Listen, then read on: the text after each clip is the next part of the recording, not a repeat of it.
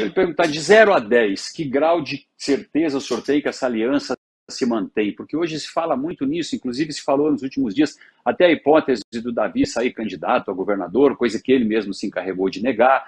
Outros dizem que o acordo Davi, Wilson, é um acordo fechado e que o Davi está conversando com todo mundo porque faz parte da política.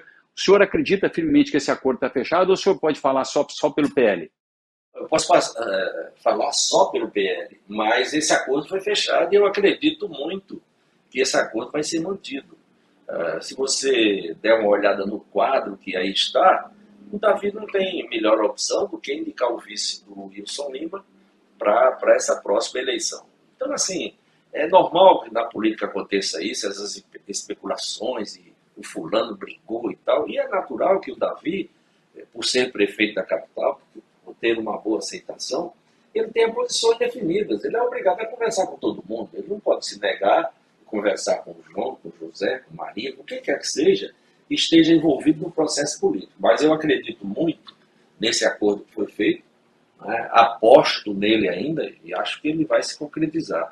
E de todas as conversas que eu participei, o candidato a vice do Wilson Lima, indicado pelo Davi, é o Samar Reis. Quer dizer, que era do PL e foi pro Avante. Era do PL e foi pro Avante. Talvez essa mudança do PL para o Avante tenha causado essa especulação de que eu seria candidato. Nenhuma possibilidade de ser candidato a vice de ninguém. Eu sou candidato a deputado federal, sou pré-candidato a deputado federal e vou coordenar partidariamente a eleição do presidente Bolsonaro. Como candidato a deputado federal no partido do presidente da República, as pesquisas hoje indicam que o Bolsonaro também tem uma certa dificuldade aqui no Amazonas. Não estaria nadando de braçada como nadou, nem na capital, onde ele teve muito bem na eleição passada. Como é que o senhor avalia o grau de dificuldade para enfrentar essa campanha aqui no estado do Amazonas, sabendo que a Zona Franca passou por dificuldades atualmente, sabendo que a pandemia, o Covid, criou um problema muito sério aqui para o estado, foi um dos estados que mais sofreram, né, se não foi o que mais sofreu com a pandemia. Como é que o senhor avalia as chances da desenvoltura do presidente, dessa campanha aqui no estado? Olha, eu acho que tem boas possibilidades. Primeiro que, em relação à vacina, apesar de ter posturas diferentes da minha, o presidente da República viabilizou vacina para todo o país. Ninguém comprou uma única dose de vacina, a não ser o governo federal. Em relação à Zona Franca de Manaus, eu estive lá junto com o governador Wilson e o coronel Menezes, que, aliás, foi quem marcou a audiência lá para nós, sempre recebido pelo presidente Bolsonaro, e ele assumiu o compromisso conosco que até o final deste mês sai uma modificação do decreto preservando a Zona Franca de Manaus. Essa história de Zona Franca de Manaus estar correndo risco, eu estou há 38 anos na política, já fui inclusive superintendente da Zona Franca de Manaus, e sempre isso acontece. A gente vive sobressaltos, porque o governo federal entende que tem que mexer nisso ou naquilo, mas o presidente assumiu o compromisso comigo, com o Menezes e com o governador do estado, que vai rever essa posição e vai preservar os produtos da Zona Franca de Manaus.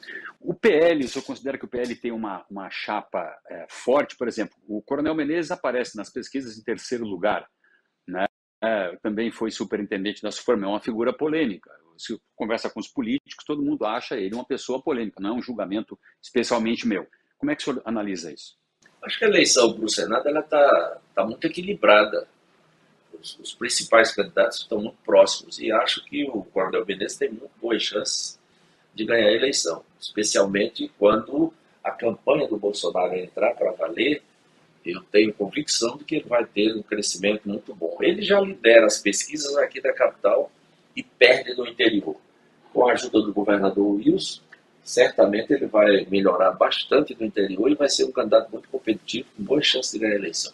Agora, Alfredo Nascimento vai ser cobrado na campanha, vai ser cobrado pela 319, o senhor participou, eu lembro que foi feito inclusive um EIA-RIMA, na época que o senhor era ministro dos transportes, que é um desafio até agora não vencido por ninguém aqui no estado. Todos os presidentes que passaram, que eu lembro, né, em vida, prometeram a 319 e a 319 está lá engatada. E foi um assunto no qual o senhor se debruçou muito. É verdade.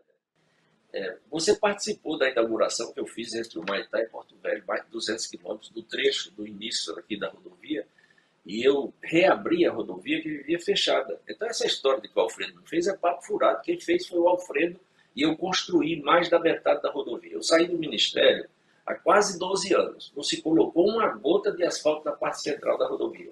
Então, isso é a polêmica da política, que quer desgastar você de alguma forma e acabam transformando uma coisa que foi positiva numa coisa negativa. Mas, em verdade, a BR-319, o que existe dela, foi construída por mim quando fui ministro dos Transportes. Então, assim, esse é um assunto que tem que ser resolvido, tem muitas dificuldades, é uma obra muito cara, que tem problema de licenciamento.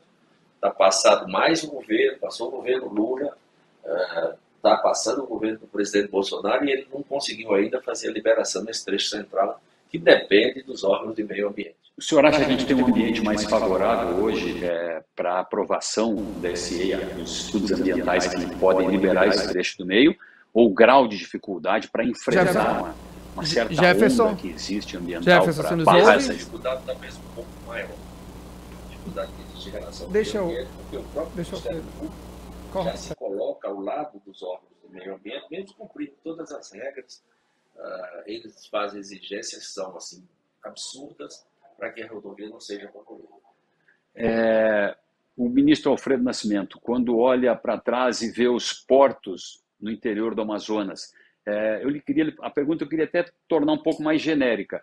Qual é o legado que o ministro, o senador Alfredo Nascimento, o ex-prefeito de Manaus por 2 mandatos, Alfredo Nascimento, ex-vice-governador do estado e todo aquele currículo que eu lhe citei no começo, qual é o legado que ele tem para apresentar nessa campanha que ele olha para trás e acha que deixou para o povo do Amazonas de prático?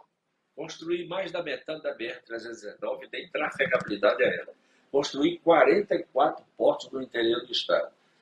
Refiz toda a BR-174, que está à disposição e que parece que já está um pouco estragada em alguns trechos. Bem ruim a estrada, 174. Então, assim, eu deixei um legado também como prefeito da cidade e sou candidato a deputado federal, porque eu conheço Brasília, eu sei que eu posso contribuir com o meu estado, eu tenho certeza que do meu partido, que será o maior partido da República, eu vou poder contribuir muito com o meu estado do Amazonas.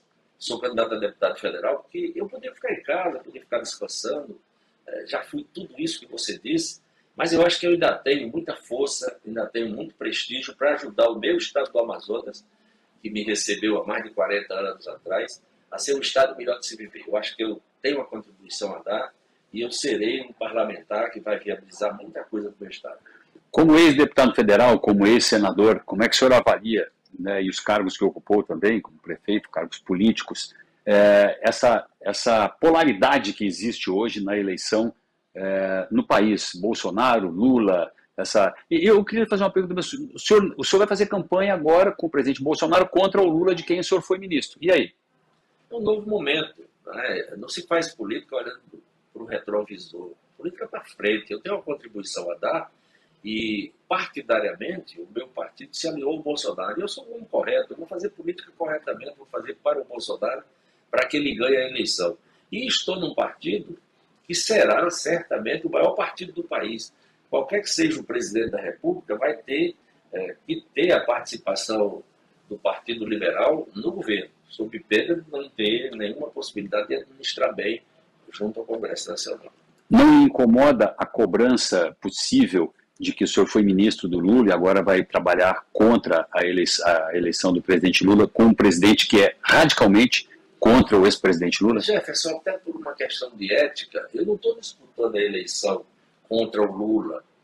Eu não sou o Bolsonaro. Né? Quem tem que discutir são eles. Eu servi ao Lula em um determinado momento, fiz o que era possível fazer e acho que fiz muito pelo meu Estado, e agora vivo um novo momento. O meu partido, do qual eu sou presidente de honra nacional, tem hoje o presidente Bolsonaro como seu filiado. E por uma questão de ética, de lógica e de honestidade, eu tenho que seguir o meu partido. E vou seguir, vou fazer campanha e vou pedir voto para o Bolsonaro. Aquela cobrança que fazem do PL, do Valdemar Costa Neto, de ser do Centrão, do presidente da República ter criticado muito o Centrão antes e hoje está com o Centrão, o senhor acha que é uma questão resolvida ou isso também pode incomodar? Eu acho que a gente vive um novo momento. O presidente aprendeu. Jefferson. Ele é um homem que faz política de forma bem diferente. Jefferson. Ele diz o que pensa, ele fala o que acha, ele é muito positivo das coisas a e gente vai defende pro comercial. costumes. Volta com essa pergunta que o Jefferson fez ao presidente do PL, Alfredo Nascimento. Daqui a pouquinho, depois dos comerciais. Ele precisava ter o Congresso Nacional para conseguir